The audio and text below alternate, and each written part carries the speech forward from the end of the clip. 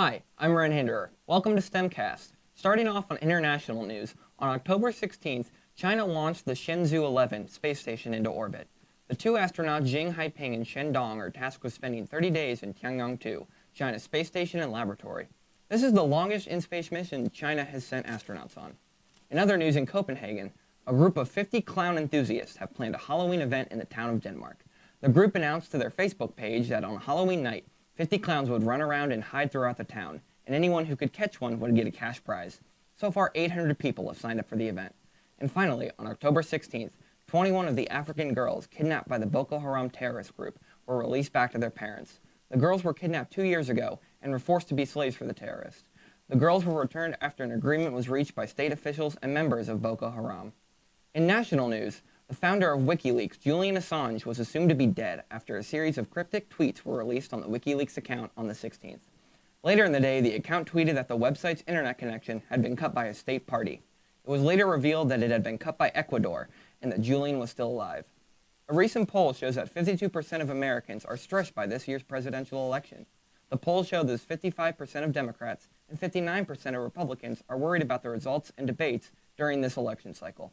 The study shows that the main factors of an increase in stress are advertisements, videos, and articles scrutinizing the candidates. Now to Tristan with sports. Tristan here with your sports updates and news. The Columbus Crew SC began the strategic planning on the possibility of a new stadium. The team currently plays in Montfray Stadium, formerly known as the Columbus Crew Stadium, which hosted its first game in 1999.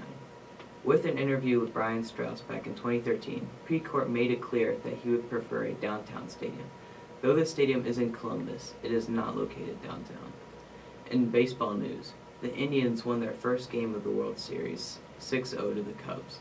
The series can continue until November 2nd. In NBA, the season kicked off with the Cleveland Cavaliers hosting against the Knicks. The Cavs won 117-88.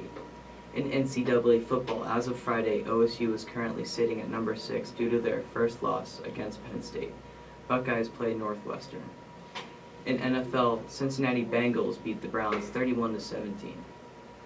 In local news, the start of the winter sports for Marysville starts up soon. Girls basketball starts the 28th. Boys basketball, bowling, and swimming start November 4th. Gymnastics starts November the 7th, slowly followed by wrestling in the 11th. Thanks, Ren. And now for local news. Marysville had its annual homecoming parade where many fans and supporters lined the sidewalks as various teams and clubs drove through the streets. Now to Emily with school and community news. Thanks, Zach. I'm Emily Kramer, and I'm here with Jasmine Williams.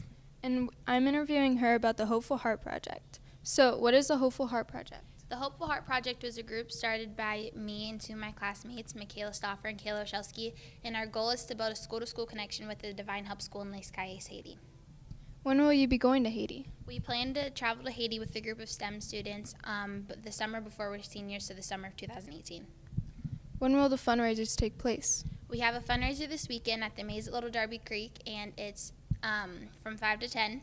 So bring your friends, family, everyone you know. We're going to have a great time, and $1.50 of your ticket will go towards the Hopeful Heart Project. Thank you. Now to Caleb with weather. Thanks, Emily. Today's forecast is a high of 57 and a low of 38, and you might want to bring an umbrella today because there's a chance of rain. Now to Ren with stocks and politics. Thanks, Caleb. In stocks this week, several large investment companies are up, and Netflix is steadily inclining. In politics this week, Donald Trump took to Twitter to voice his distaste with Alec Baldwin's performance of him on Saturday Night Live. He said, "Watch Saturday Night Live hit job on me. Time to retire boring and unfunny show. Alec Baldwin portrayal stinks," and threw in media rigging election at the end just for good measure. The tweet is even funnier knowing that Trump hosted the show last November. We now go to Zach with feel-good news and story of the week. Zach here with the Feel Good News. Just last week out in California, a dog was saved in a small matter of time at the roadside inn. The manager, Ben Duke, witnessed that the dog's owner had stepped inside an elevator thinking that his dog, Boo Boo, was right behind him. The doors had closed, Ben had entered the hallway, and he quickly reacted, tearing the leash off, saving the dog just seconds before death. Now with the story of the week. The Marysville High School Auditorium hosted an event called Dreamland on October 12th. During the event, people heard many personal stories about heroin effects in Union County and Central Ohio. When statistics were shown during the event, the result was that just in 2015, the number of unintentional drug overdose deaths surpassed the overwhelming 9/11 death number. And now to Emily with the app of the month. This week's app is Enlight. Enlight is every photo app you've ever needed combined into one. Enlight is becoming recognized as one of the best full-featured mobile photo apps to come to the App Store. In Enlight, you can go back and forward from changes you made to the photo, and also included is a button to see the original picture, which makes it great for seeing where you're at in the process. And Enlight does not degrade the picture with no quality loss, unlike other photo editing apps. This week's movie, I will be talking about The Accountant and the Girl on the Train. The Accountant is an action-packed film following Christian Wolff as he makes a living as an accountant for a Danish criminal organization.